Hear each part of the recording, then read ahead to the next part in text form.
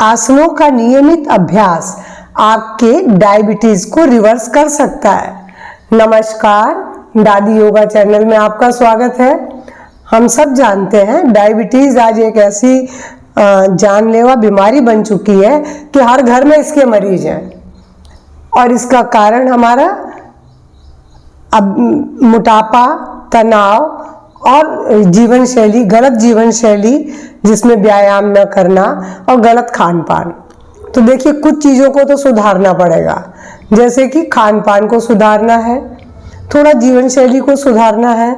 और इन आसनों का अगर आप नियमित अभ्यास करेंगे तो विश्वास मानिए, क्योंकि तो लाइफ स्टाइल डिसीज है, तो लाइफ स्टाइल को सुधार के तो अब डिसीज तो दूर होगी।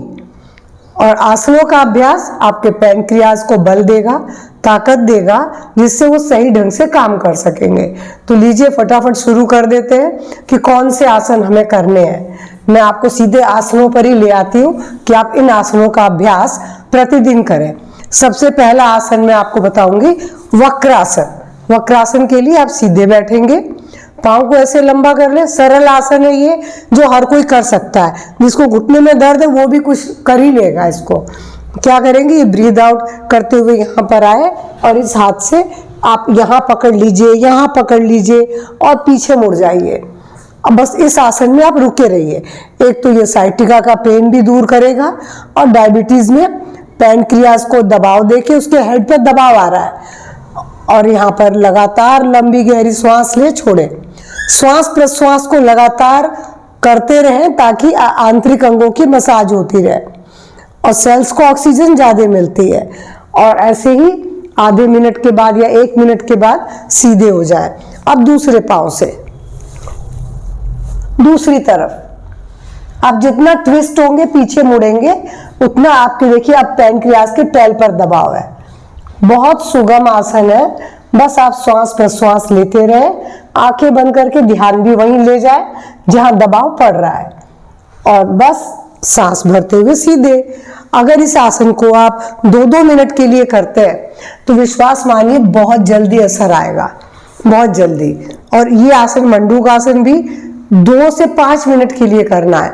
शुरुआत बेशक आप कम करें, कोई बात नहीं है। इसमें घुटने मोड़ के बैठना है। अगर घुटने मोड़ के नहीं बैठ पाते तो आप आलती पालती में बैठिए और बस मुट्ठी बनाइए, नाभि पे लगाइए। ये पोर्शन आपका लगना चाहिए नाभि के पास।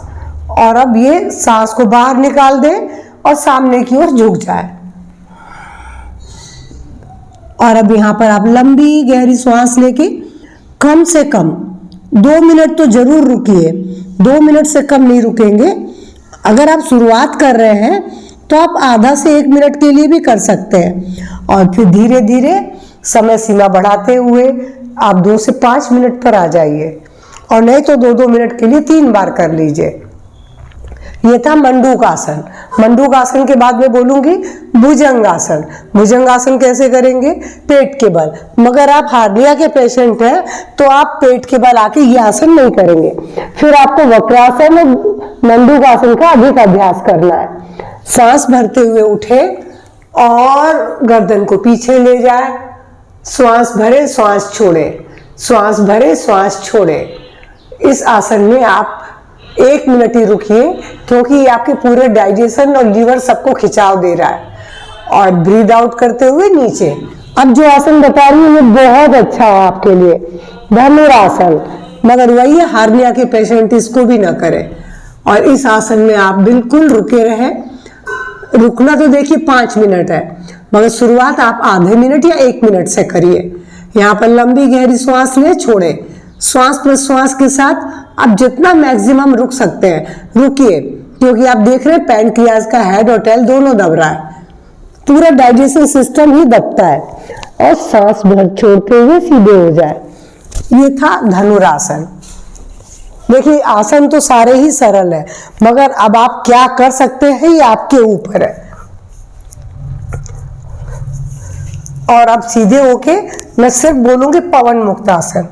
पवन मुक्तासन हर कोई कर सकता है। कमर दर्द है तो पहले एक पाँव को सीधा कर ले, फिर धीरे से दूसरे को सीधा कर ले और इसके बाद इसे छाती से घुटने को लगा ले। और अगर गर्दन में दर्द नहीं है तो गर्दन भी यहाँ सटा दे।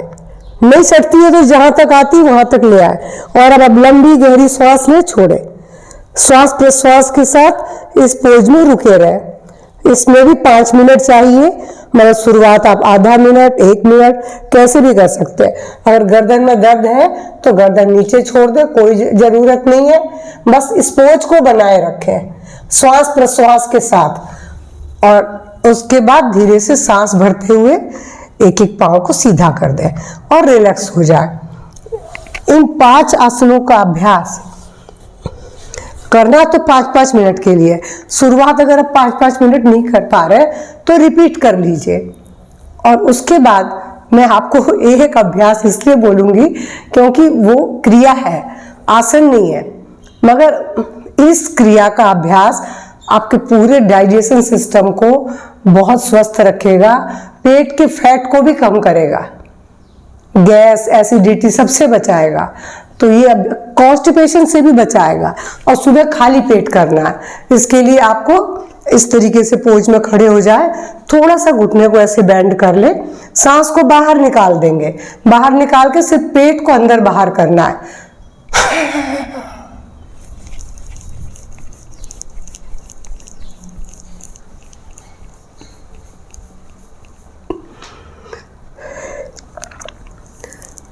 देखिए, अगर आप सुबह खाली पेट ही करेंगे ऐसे इसका अभ्यास, और शाम को भी खाली पेट कर सकते हैं, मगर सुबह का जो अभ्यास है वो कॉन्स्टिपेशन से भी मुक्ति दिलाएगा।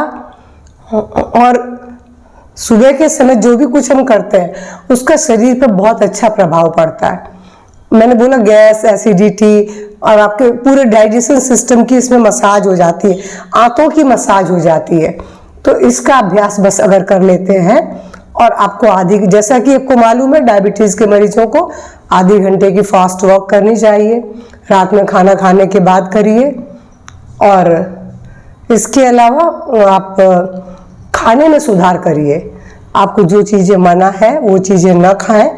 फल, सब्जी, सलाद, जिसमें सब्जी और सलाद आपके लिए बहुत अच्छे हैं वो खूब खाइए। टमाटर बहुत अच्छे हैं आपके लिए, आप टमाटर तीनों समय सलाद के रूप में खाइए, जूस के रूप में लीजिए, बिल्कुल आपको मना नहीं है।